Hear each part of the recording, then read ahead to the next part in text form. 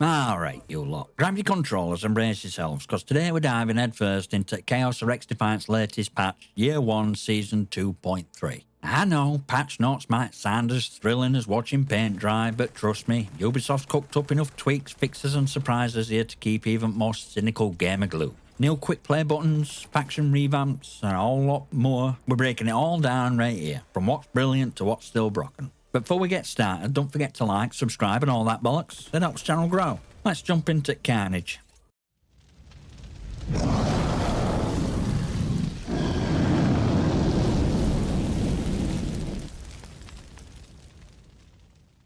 Alright, so let's kick off with gameplay updates, and trust me, these aren't your garden variety tweaks. First up, we've got brand new quick play button added right into main menu. For anyone who's not into all pomp and ceremony of loading screens and mode menus, just smash that button and get thrown straight into action. No fuss, no frills. Think of it as a get me in there button. I'm all for it, honestly. Less fluff, more fragging.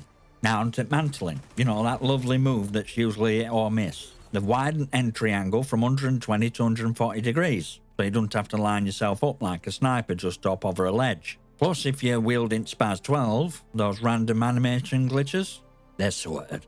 No more looking like a clumsy oaf trying to vault over a crate. Now you'll be doing it with some style.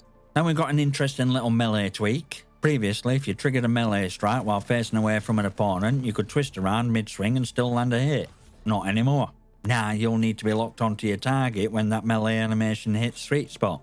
Honestly, it's about time. Let's make melee game a little less voodoo magic, yeah? And for all you Game Pass grinders out there, a word of warning. That cheeky double XP bug for linear matches, patched.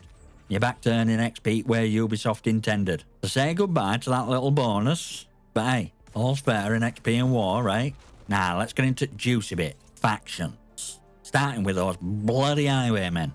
Remember when Sword Launcher used to basically ruin your respawn vibes by killing you not once but twice? You'd die, respawn, boom, dead again like some sick Groundhog Day from hell? Well, Ubisoft finally put that nonsense to bed. No more double tap respawn deaths. Same deal with Medicore Supremo's healing mist. If you're standing on it, Sword Launcher now has to bounce around like a ping pong ball before it takes you down. So finally, some respect for your health mist sanctuary. And then we got GS-Kommando's flash shield. Before, shield would charge up, bar would turn green. Eventually, if it felt like it. Nah, instant readiness as soon as bar's full. Boom, green light, you're good to go. This should keep things from feeling like you're waiting for a kettle to boil just to pop that shield. Alright, let's talk maps. Because honestly, if I had a penny for every time I saw my team staring through walls and spotting names from behind cover, I'd be retiring by now. Ubisoft finally patched those line of sight issues on Clubhouse, Rockefeller, Daytona and Publito. That means no more accidental X-ray vision where you're seeing enemy's name tag popping through walls. Sorry wall hackers, you're out of business. Then there's classic, joining a match in progress only to get wrong cinematic. You'd load in expecting a nice view of Daytona, only to get dropped into Clubhouse like you'd taken wrong turn at Albuquerque. Well, that mix-up's been ironed out too. Now you'll actually see map you're joining. About time, right? Now we're getting into game mods, where Ubisoft's patching up everything from glitches to those little loopholes we secretly love. First up, in bomb mode, if you joined a match mid-game, it used to feel like an out-of-body experience. Spectator cam clipping through walls, getting your VIP look into Void Beyond. But nah, no more peeking into endless digital abyss. Spectator cam stays within walls. No existential crisis needed. Then we got some stability fixes in bomb mode. Previously, if you joined a match in progress, HUD elements would sometimes have a full-on meltdown, just vanishing or freezing up entirely. Now everything's meant to behave, so you're actually able to tell who's winning without needing Sherlock Holmes to piece it together. And here's a laugh. For CTF on Xbox Series X, returning enemy flag were giving players a freebie on winner achievement, inching them closer to completion every single time. But that were clearly a bug. Now it only progresses after winning 10 matches, not every time you do a little flag run. So if you've been farming this glitch, your free ride just got cancelled. Now we're getting into nitty-gritty or ranked mode. And for all you competitive types, these changes are either going to feel like justice or straight up karma. First off, Ubisoft's tightening things up for players who rage quit a little too often. If you bailed on ranked matches 3 times in a row, congratulations, you've earned yourself a 1-hour ban from ranked. Now before, you could still hover over the play button like some kind of masochist. But now, it's locked out completely until your ban expires. Oh, and if you've been sneaking peeks at rank reward screen when rank mode isn't even active, Ubisoft's put a stop to that too. Hit and play from rank screen if Fort mode is live no longer gives you a preview of your reward tier. If you want to seek goods, you'll have to wait until ranked is actually available. So there you have it, no more sneak peeks, and some well-deserved slaps on wrist for serial quitters among us. Alright, let's talk weapons, because Ubisoft has finally pulled trigger on some long overdue tweaks. First up, AK-47 and ACR-68 got hit with Nerf hammer, dropping the fire rates by a good 25 rounds per minute. So if you were mowing down opponents like it were a bloody lawnmower convention, expect a slight slowdown. This should force a bit more finesse and, let's face it, weed out spray and pray crowd. Next, we got a quality of life fix that's cleaning up some weapon switching chaos. Previously, if you tried to swap weapons while picking one up, you could end up holding, well, notes.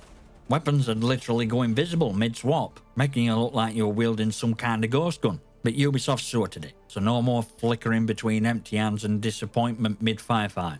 Oh, and here's a little victory for completionists. Pyroclastic weapon skin now unlocks at level 500 as intended. No more getting robbed of that sweet fiery flex when you hit that milestone.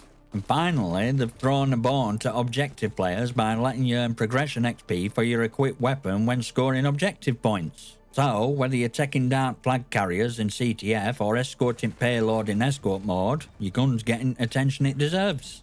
Alright, let's wrap things up with devices, netcode, audio and some final miscellaneous fixes. Ubisoft's thrown a shiny new toy into the mix, smoke grenade.